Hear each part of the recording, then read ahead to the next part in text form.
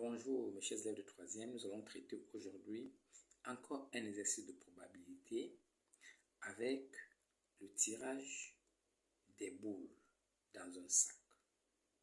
Donc on nous dit qu'un sac contient 5 boules vertes. Ces boules-là sont numérotées. Donc des boules vertes là, il y a une boule verte qui porte le numéro 1, une boule verte qui porte le numéro 2, une qui porte le numéro 3, le numéro 4 et le numéro 5. Donc on a au total 5 boules vertes numérotées. Nous avons 3 boules rouges également numérotées de 1 à 3. Et enfin nous avons 2 boules blanches aussi numérotées de 1 à 2. Et donc dans ce sac, on tire une seule boule au hasard. Calculez la probabilité des événements suivants, sachant que les boules sont indiscernables au toucher. Mais cette phrase, les boules sont indiscernables au toucher, c'est pour expliquer que chaque boule a exactement la même chance d'apparaître. Chaque boule a exactement la même chance d'être tirée. Donc, il n'y a pas une boule qui a une chance plus élevée que l'autre d'être tirée. C'est ce qu'on appelle encore l'équiprobabilité. Alors, quelles sont les probabilités que nous voulons calculer? L'événement A, c'est tirer une boule rouge. Donc, on va voir quelle est la probabilité de tirer une boule rouge dans ce sac qui contient 10 boules de plusieurs couleurs. L'événement B, tirer une boule de même couleur. On va également voir cet événement-là. L'événement C, c'est tirer une boule rouge ou verte. C'est-à-dire soit on tire une boule rouge, soit on tire une boule verte. Donc tous ces cas-là rentrent dans l'événement C. Ce sont les cas favorables de l'événement C. Et enfin, D, obtenir un numéro pair. Voyons donc ce que nous donne la solution. Eh bien, le cardinal de oméga, c'est l'ensemble des boules qu'on a dans le sac. Nous avons 5 boules plus 3 boules plus 2 boules, ça donne 10 boules. Donc le cardinal de oméga, c'est bien 10 boules. Donc le cardinal de oméga, c'est 10. Oméga étant notre univers. Maintenant, pour l'événement A, qu'est-ce qu'on dit de l'événement A?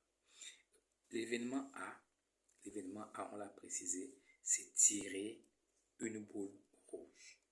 Mais il y a combien de boules rouges? Il y a 3 boules rouges, comme nous a donné l'énoncé. On a 3 boules rouges. Donc, le cardinal de A, c'est 3, parce qu'on a 3 boules rouges. Et la probabilité d'un événement A, c'est le cardinal de A sur le cardinal de oméga, c'est-à-dire 3 sur 10, qui est 0,3 si nous voulons écrire en valeur décimale. Alors, l'événement B, tirer une boule de même couleur. Alors, en probabilité, il est important de bien comprendre l'énoncé, de bien comprendre les mots. Quand on dit tirer une boule de même couleur, mais nous avons combien de couleurs dans le sac? Mais il y a 3 couleurs. Mais nous tirons qu'une seule boule. Donc on est sûr que la boule sera toujours d'une même couleur, puisque nous ne tirons pas une boule. Donc l'élève, même en réfléchissant, s'il se rappelle de ce qu'on appelle un événement certain, mais ça c'est un événement qui va toujours se réaliser. On aura toujours une boule qui aura une couleur. Si c'est la boule rouge, c'est une boule, elle sera rouge. On ne peut pas avoir 2 boules de couleurs différentes pour la simple raison qu'on tire une seule boule dans le sac. Maintenant, si nous voulons raisonner, soit on tire une boule de couleur rouge, donc, et les couleurs rouges, il y a 3 boules, soit on tire une boule de couleur verte, il y en a 5, soit on tire alors une boule de couleur blanche, il y en a 2. Et si nous appliquons, la probabilité de l'événement B, c'est donc soit tirer une boule de couleur rouge, donc 3 dixièmes, ou une boule de couleur verte, soit 5 dixièmes, ou enfin une boule de couleur blanche, soit 2 dixièmes. Il suffit d'additionner et on aura donc 10 sur 10, c'est-à-dire 1. Donc ici, on a un événement qui se réalise toujours, c'est un événement certain. Allons-y cette fois-ci à la question C, à l'événement C. c'est tirer une boule rouge ou verte. Donc, ça sera la même couleur, mais sauf qu'ici, la couleur blanche ne peut pas apparaître. Donc, on tire soit une boule parmi les 3 boules rouges, soit une boule parmi les 5 boules vertes.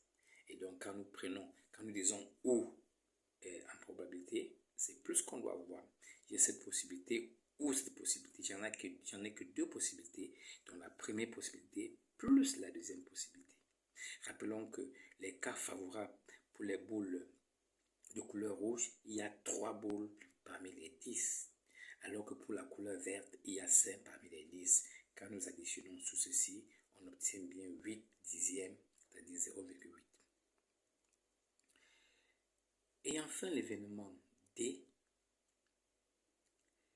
tirer une boule comportant un numéro pair.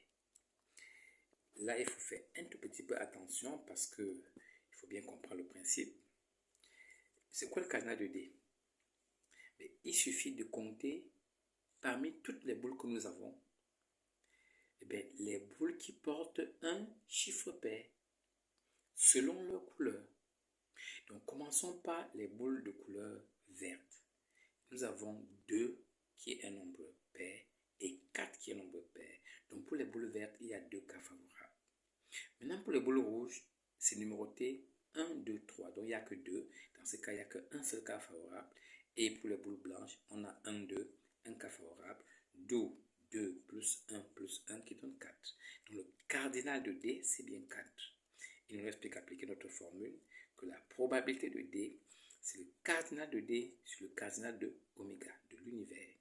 En appliquant cela, on a PD égale à 4 sur 10, soit 0,4.